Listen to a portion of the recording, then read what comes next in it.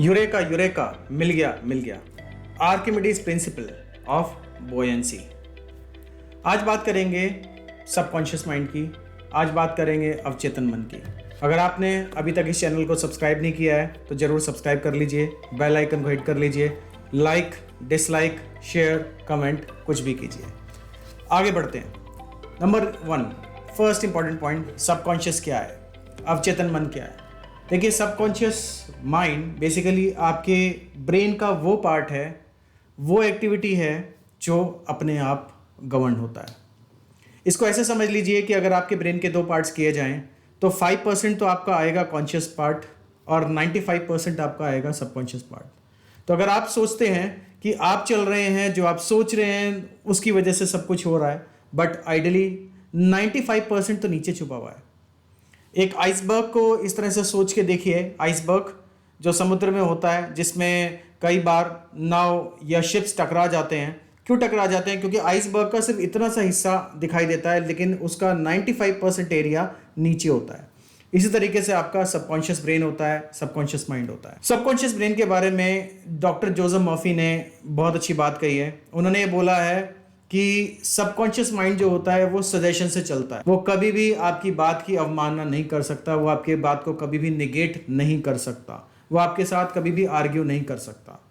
आपका conscious brain जो भी सिग्नल सबकॉन्शियस को देता है वो उसमें फीड होते जाते हैं।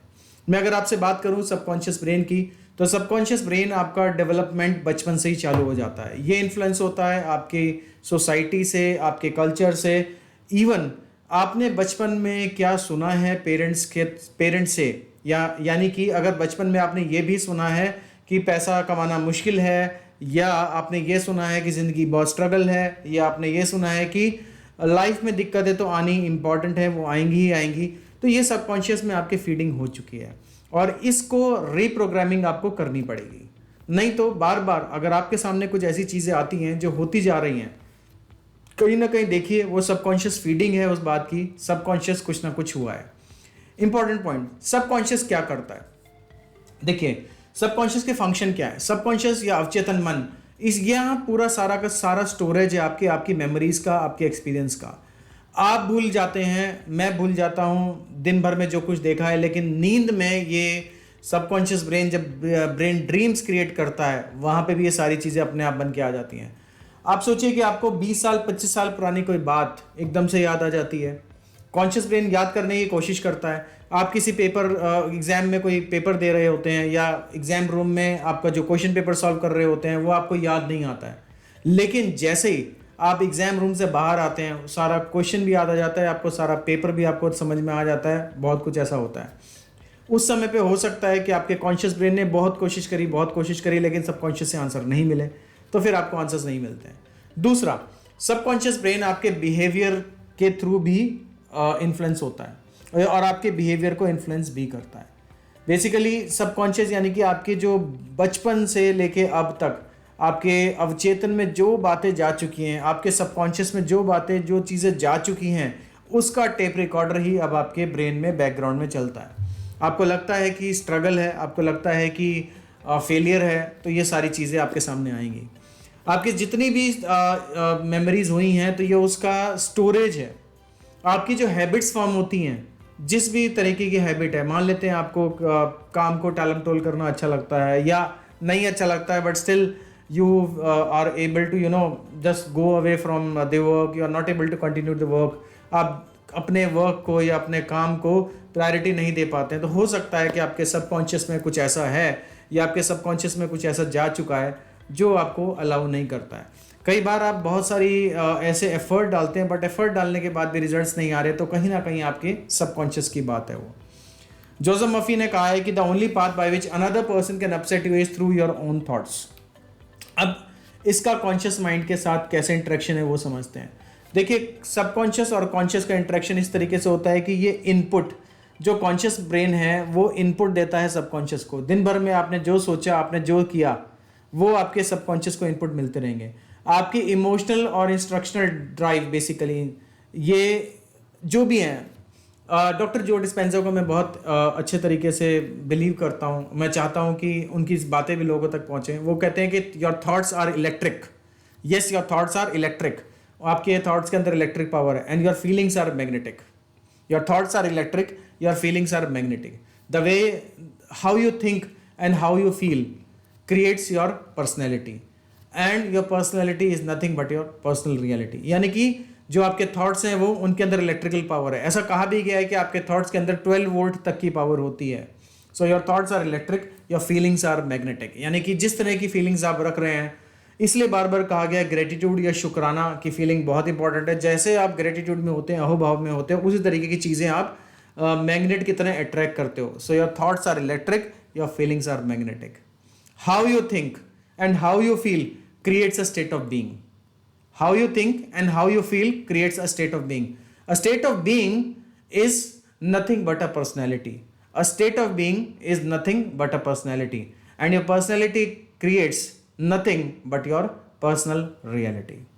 So consciously आप जो सोच रहे हैं, आप जो देख रहे हैं, आप जो चाह रहे हैं, आप कई बार ऐसा भी कह देते हैं कि अच्छा है सब खराब हो जाए, पता लगेगा. So उसका भी इम्पैक्ट आपके सबकॉन्शियस पे है.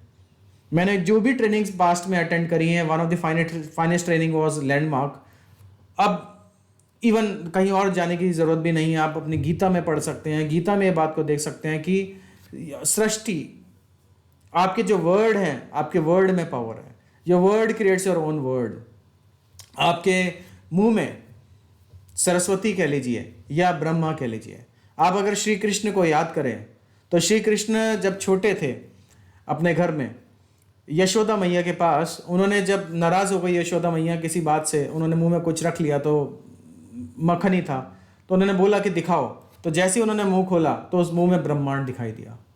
तो बहुत पहले से ये बात क्लियर थी, लेकिन हमें शायद ट्रेनिंग्स अटेंड करनी पड़ी इस बात को समझने के लिए, या हमें किसी ने ये बात बाद में बताई. तो मैं चाहता हूँ कि ये बात आप भी समझ लें कि आपके मुंह में पूरा का पूरा ब्रह्मांड है, आपके मुंह में पूरी की पूरी सृष्टि है. So your word creates your own word. सो बड़ा इंपॉर्टेंट है कि जब आप मुंह से बोलें तो ठीक बोलें.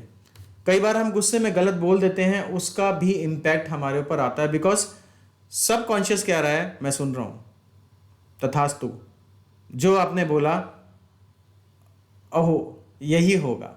सो अब इंपॉर्टेंट क्वेश्चन आता है कि क्या टेक्निक्स हैं जिससे कि आप अपने सबकॉन्शियस को कंट्रोल भी कर सकते हो और एक्टिवेट भी कर सकते हो. बिकॉज रिसर्च ने पुराने ये बताया है कि 95% चीज़ें तो आपके अंदर दबी हुई हैं, सिर्फ 5% ही दिखाई दे रहा है जो आपके सरफेस पे दिखाई दे रहा है. तो सबसे इंपॉर्टेंट टेक्निक है सबसे पहली आपकी विजुअलाइजेशन. आप विजुअलाइजेशन करते रहिए. मेरे को एक ये चीज़ बहुत अच्छी तब लगी जब मैंने एक वीडियो देखा सदगुरु का.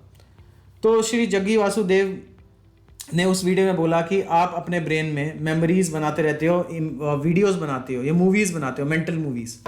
तो जो वो मेंटल मूवीज़ आप बनाते हो अपने ब्रेन में, आप हमेशा ख़राब मूवीज़ क्यों बनाते हो? आप एक अच्छी मूवी भी तो बना सकते हो. बनानी तो मूवी ही है, तो वो मूवी हमेशा डिस्पेयर और कैलेमिटी की क्यों बना रहे हो? आप एक अच्छी मूवी भी तो क्रिएट कर सकते हो. तो उस दिन मुझे लगा कि यस, बिकॉज एक चीज़ और है कि आपका जो ब्रेन है, चाहे आपका वो सबकॉन्शियस ब्रेन हो या कॉन्शियस ब्रेन हो, यहाँ पे हमारी जो मेमोरी है या आप कह लीजिए कि कॉन्शियस पैटर्न है हमारे, वो इमेजेस के फॉर्म पे समझ में आता है हमें. पर्टिकुलरली बहुत सारे लोग, क्योंकि फ़ोटो बेसिकली द मेमोरी इस तरीके की है जहाँ पे इमेजेस के फॉर्म पे ही आपको समझ में आ रहा है. तो आपको विजुअलाइजेशन करना बहुत ज़रूरी है. आप अपनी कामयाबी को आपको देखना बहुत ज़रूरी है.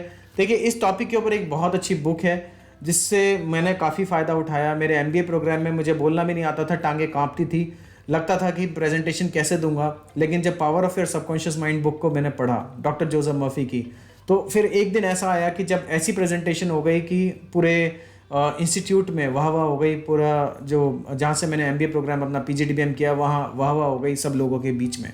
तब से मुझे समझ में आया, और वहाँ पे यही बोला है कि हमेशा एंड पॉइंट के बारे में सोचिए. Always think about the end, not the process. For example, आपको कुछ भी कंपटीशन क्वालिफाई करना है या आपने कोई भी चीज़ आपको चाहिए, तो एंड रिजल्ट, फॉर एग्जाम्पल लोग आपको कॉन्ग्रेचुलेट कर रहे हैं, लोग आपको धन्यवाद दे रहे हैं, think about that. Next important point है अफर्मेशंस. अगर आपको अपने सबकॉन्शियस ब्रेन को एक्टिवेट करना है, कंट्रोल करना है, तो अफर्मेशंस बार बार आपको. अफर्मेशन कुछ नहीं है, अफर्मेशन बेसिकली एक मंत्र है. हम अगर कोई भी मंत्र हमारे पास है, जैसे चाहे वो ओम नमः शिवाय या ओम हो, वो भी एक मंत्र है। और अगर आप ये कहते हैं कि I am amazing, I am super powerful, I am lucky, I live by my own rules, I live by discipline, so these are all nothing but your mantra. So my days are lucky, I am very lucky, my days are lucky, I am very lucky, my days are lucky. So this is nothing but an affirmation जो आप अपने brain को बार बार दे रहे हैं। तो basically आप मान के चलिए कि आपकी 5% से आप इस 95% को फीड करने की कोशिश कर रहे हो। जब आप अपने 5% से 95% को फीड करने की कोशिश करोगे, टाइम लगेगा, आप एक दिन में 2 दिन में मुश्किल है होना। थर्ड इंपॉर्टेंट पॉइंट है मेडिटेशन। यस, ओशो से लेके जितने भी इवन साइंटिस्ट हुए हैं, रिसर्चर्स हुए हैं, सब ने एक चीज़ को बड़ा फोकस किया है, वो है मेडिटेशन। बिकॉज क्यों किया है? क्योंकि सबकॉन्शियस ब्रेन, इवन स्पिरिचुअलिटी तो ये भी कहती है कि आपके जो पास्ट कार्मिक चीज़ें हैं वो आपके सबकॉन्शियस ब्रेन में हैं, और तो उनको क्लियर ऑफ करने का या इवन आपके बहुत सारे चीज़ों को डाइल्यूट करने का या ख़त्म करने का एक तरीका है मेडिटेशन। तो मेडिटेशन से मुझे भी पावर मिली है। देखिए, मैं डॉक्टर जो डिस्पेंजा की एक बुक जो है बिकमिंग सुपरनैचुरल, उसका बहुत बड़ा फ़ैन हूँ। और कुछ साल पहले मुझे रियलाइज़ हुआ कि matter can not change the matter, only energy will. ये उनकी बुक में कहीं ना कहीं लिखा है और मैंने इस चीज़ को बिलीव कर लिया है। अब ये मान के चले कि मेरा सबकॉन्शियस इस चीज़ के लिए ट्रेन हो चुका है कि matter can not solve the matter. मैं आपसे कोई लड़ाई झगड़ा करूँ, मैं आपसे बातों में कह के जीतूँ, मैं नहीं जीत सकता हूँ। उसके लिए मुझे क्या करना पड़ेगा? मुझे एनर्जी फील्ड में जाना पड़ेगा, मुझे एनर्जी लेवल पे जाना पड़ेगा। डॉक्टर जो डिस्पेंजा ने कुछ ऐसी मेडिटेशन क्रिएट करी हैं जहाँ पे हम लोग गाया में जाते हैं या उस परम चेतना में जाते हैं या परम ऊर्जा में जाते हैं, जहाँ पे जाके हम लोग यू डोंट हैव एनीथिंग। तो जो ग्राउंड लेवल की कोई भी एक्टिविटी नहीं है, it is all about black, it's all about Gaia, it's all about the whole thing, जहाँ पे सारी चीज़ें जाके समा जाती हैं। तो कॉन्शियस बेसिकली उस मेडिटेशंस में ये भी पॉइंट है that you are going from being someone to no one, from something to nothing, यानी कि आप समवन से नो वन, समथिंग से नथिंग। सो जब आप मेडिटेशन स्टेट में होते हैं या मेडिटेशन करते हैं तो आपकी जो ब्रेन वेव्स है ना, आपकी ब्रेन वेव्स हाई पोटेंसी की ब्रेन वेव्स या हाई एल्टीट्यूड के ब्रेन वेव्स लो एल्टीट्यूड ब्रेन वेव्स में कन्वर्ट होती हैं, जिससे आपकी जो ब्रेन की एक्टिविटी है वो थोड़ी शांत होती है। और हमेशा ये कहा गया है कि अगर आपको ब्रेन को कुछ एक्टिविटी देनी है या ब्रेन को कोई सिग्नल देना है, so the best time is just immediately before sleeping and even just after waking up in the morning. यानी कि जब आप सोने वाले हैं तो आप हल्के हल्के स्लीपी या ड्राउजी स्टेट में होते हैं, उस समय पे जो मैसेज आप अपने ब्रेन को देंगे वो कामयाब होगा। और वहीं पे आगे बात करेंगे सपनों की भी, वहाँ पे वो भी कनेक्ट करते हैं। तो नेक्स्ट इंपॉर्टेंट पॉइंट है कि सुबह उठते ही आप अपने ब्रेन को मैसेज दे सकते हैं। अब इसके लिए देखिए सबसे अच्छा तरीका क्या है कि अपने साथ एक डायरी रखिए। मैं भी एक डायरी को मेंटेन करता हूँ, बहुत बार भूल जाता हूँ लेकिन फिर भी फोकस करता हूँ, मैनेज करता हूँ। डायरी को रखना बहुत ज़रूरी है सबकॉन्शियस प्रोग्रामिंग के लिए। मेडिटेशन क्या करता है कि आपके जो थॉट्स हैं इतने सारे, क्योंककि ये कहा गया है कि 65,000 थॉट्स होते हैं एक दिन में। अब out of 65,000 thoughts, yes, more than 60,000 thoughts are negative. 65,000 thoughts जो आपके एक दिन में आ रहे हैं उसमें 60,000 थॉट्स नेगेटिव हैं, यानी कि 5,000 थॉट्स आपके वही पॉजिटिव हैं। So it is a very very low percentage. तो अब उस परसेंटेज को आपको बदलना होगा। सो नेक्स्ट इंपॉर्टेंट पॉइंट है आपका एनवायरमेंटल इन्फ्लुएंस। तो एनवायरमेंटल इन्फ्लुएंस आपको करता है, आपको एनवायरमेंट का इन्फ्लुएंस होता है। तो आपको क्या करना है? अपने सबकॉन्शियस को ट्रेन करने के लिए या तो अपना टोटल ऑल टुगेदर नया एनवायरमेंट कीजिए या फिर अपने एनवायरमेंट में चेंजेस कीजिए। तो आपको ऐसे एनवायरमेंट में जाना पड़ेगा जो प्रोडक्टिव हो, जो कंस्ट्रक्टिव हो। तो मेरा जो एनवायरमेंट है, मेरे एनवायरमेंट में वही लोग हैं जो कोचेज एंड ट्रेनर्स हैं, या वो लोग हैं जो मुझे मोटिवेट करते हैं इस टॉपिक के लिए, इस डोमेन के लिए, इंडस्ट्री के लिए। फॉर एग्जाम्पल, अब यही बात ऐसे समझ लीजिए कि जो बच्चा अगर हिंदी में बात कर रहा है और उसको इंग्लिश में बात करनी है, तो हमेशा ये क्वेश्चन आता है कि इसका 24 आवर्स का जो 24 आवर्स में से 18 घंटे तो ये घर पे है या 10 घंटे ये 10 से 15 घंटे ये घर पे है, बाकी टाइम तो ये स्कूल में या कॉलेज में कहीं और है, तो कैसे चेंज आएगा?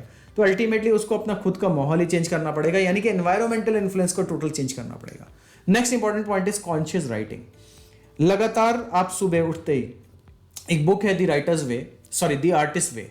द आर्टिस्ट वे में बताया गया है कि आपको मॉर्निंग पेजेस लिखने हैं और आपको इवनिंग पेजेस लिखने हैं।